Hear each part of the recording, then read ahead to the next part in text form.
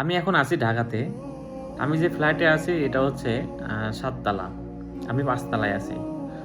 যখন ভূমিকম্পন শুরু হয় তখন দেখি বিল্ডিংয়ের প্রত্যেকটা রুম থেকে এত ইমার্জেন্সিভাবে সবাই সিঁড়ি দিয়ে নিচে যাচ্ছে, যা বলার মতো না। সবাই বিল্ডিং থেকে নিচে গেছে এবং আমি বেলকনি থেকে তাকায় দেখি প্রত্যেকটা রাস্তায় একদম জ্যাম বেজে গেছে মানুষের ভিড়ে। এত পরিমাণ লোক রাস্তায়। ঢাকা শহরে যদি আপনার ভূমিকম্পনে যদি বিল্ডিং একটা ভাঙে, নিচে পড়ে, রাস্তা থেকে কি আপনি বাঁচবেন? যদি আপনার মরণ থাকে, আপনি যে বিল্ডিংয়ে রয়েছেন রুমের মধ্যে, সেই বিল্ডিংয়েও আপনাকে মৃত্যুবরণ করতে পারেন, হইতে পারে। আবার যেখানে রাস্তায় গেছেন সেখানেও হইতে পারে। আল্লাহ যে একজন আছে সেটা কিন্তু কেউ কিন্তু দেখাই দিছে, আল্লাহ যে একজন আছে।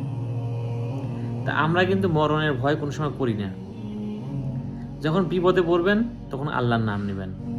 আজকে আমি দেখছি ভিডিওটা এই কারণে করা, আজকে যে আমি দেখছি প্রত্যেকটা মহিলা প্রত্যেকটা পুরুষ কালেমা পড়ছে, আল্লাহর নাম নিছে।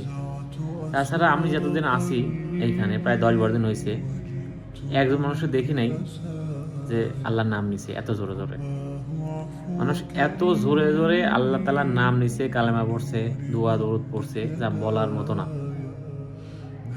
আসলে আমরা যে একটা ঘোরের মধ্যে আছি, সুদ ঘুষ, কত কি খারাপ কাজ করতেছি, এটা কখনো ভাবি না।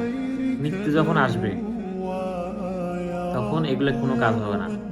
আল্লাহ তাআলা যদি আপনাকে বলে দিত যে আপনি 1 মাস পর কি 2 মাস পর আপনি মৃত্যুবরণ করবেন, তখন বুঝবেন যে আসলে আমার দিন কয়টা আছে, আমাকে কি করতে হবে, আল্লাহর আদেশ নিয়ম কারণ চলতে পারবো কি না, কীভাবে চলবো।